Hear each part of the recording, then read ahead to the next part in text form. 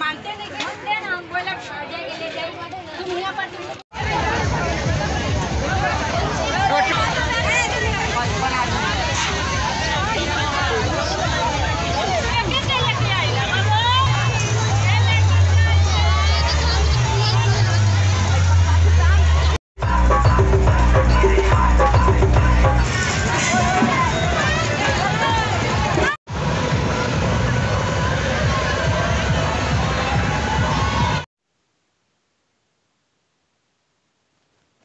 Inner নেতৃত্বতে inner চেষ্টাতে আমরা জুড়েছি। ইনি একটা ভব্য প্রোগ্রাম করেছেন আর ইনি প্রত্যেক বছর করেন কাঁওয়াড়িয়া যাত্রা। এই কাঁওয়াড়িয়া যাত্রা মিনিমাম 5 থেকে 7 কিলোমিটার আমরা যাত্রা করব।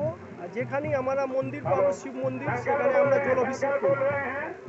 এইভাবে আমরা প্রত্যেক বছর 1.5 থেকে 2000 মহিলা এন্ড পুরুষ অ্যাড হয় এই প্রোগ্রামটা সাকসেসফুল। এবারও আমরা ওই চেষ্টাতে নেমেছি। বাবা ভোলেনাথ আমাদের বাবা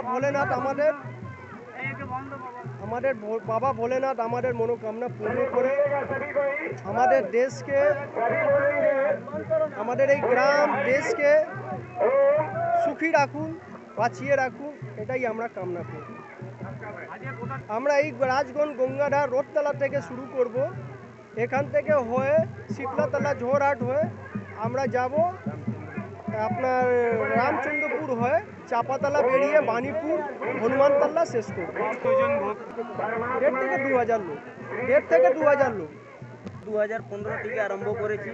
এটা প্রোগ্রাম এই জন্যে করা হয়েছিল কি আমরা তো বাবা তারকেশ্বরের কাছে যাই, আমরা নিজে বাবাকে ভুলে যাই।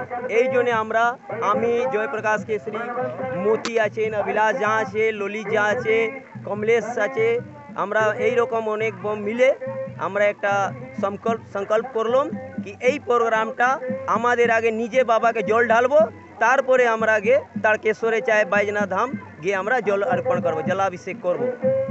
এই আমার একটা উদ্দেশ্য ছিল এই প্রোগ্রামটা আয়োজন করবার জন্য। আমার নাম জয়প্রকাশ কেশরী আছে।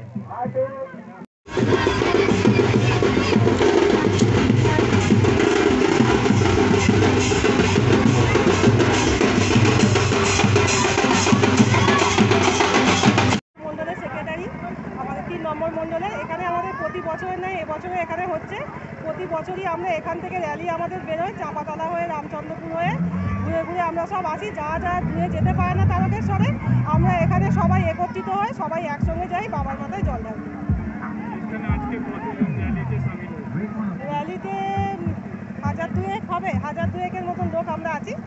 সব যাওয়া হচ্ছে এখানে সব বছরই হয়, 10 বছরের ওপর আমাদের 2015 সাল থেকে শুরু হয়েছে, হচ্ছে 10 বছরের কাছাকাছি হলো। আমরা সব যাই একসঙ্গে, সব মহিলা পুরুষ সবাই মিলেই আমরা একসঙ্গে যাই। এটাই জল দাস উমা দাস।